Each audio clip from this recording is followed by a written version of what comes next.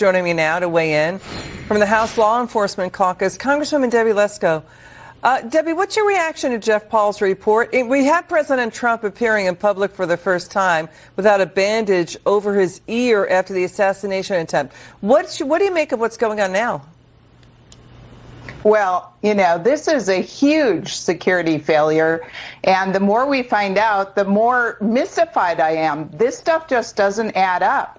And so you had a man killed because of this huge security failure. It's totally unacceptable. I'm glad that the U.S. House of Representatives is setting up a task force to get to the bottom of it. Congresswoman, what's disturbing is, let's go through it. 7 presidents since William McKinley have been either shot at or assassinated. McKinley was assassinated. Teddy Roosevelt, FDR were shot at. JFK assassinated. Gerald Ford, Reagan, and now Trump shot at. So what do you make of these text messages between law enforcement officers indicating they had the shooter at the rally on their radar more than 90 minutes before he started shooting? They were texting photos of him. That's much earlier than initially reported. They also saw him with a rangefinder looking towards the stage where President Trump was at.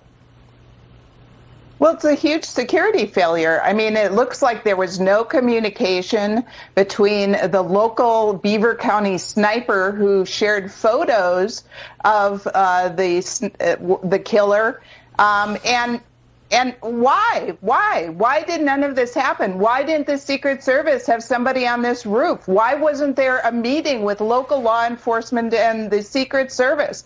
All of this is a huge security failure.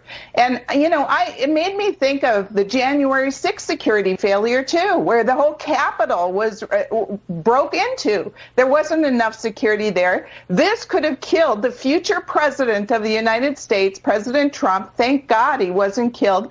But it killed another man. It killed another man and seriously injured 2 other people. This is totally unacceptable. I don't know what is happening.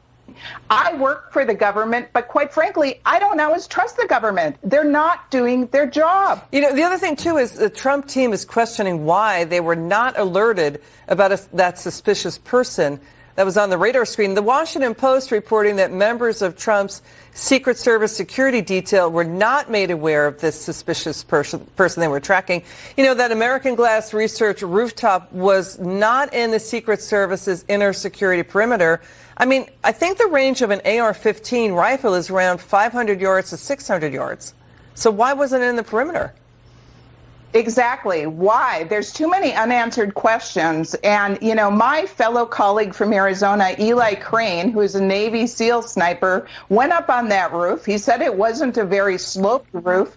And so it's unconscionable that this is a huge security failure that killed a man. Congresswoman Lesko, thank you so much for joining us tonight. A pleasure to have you on.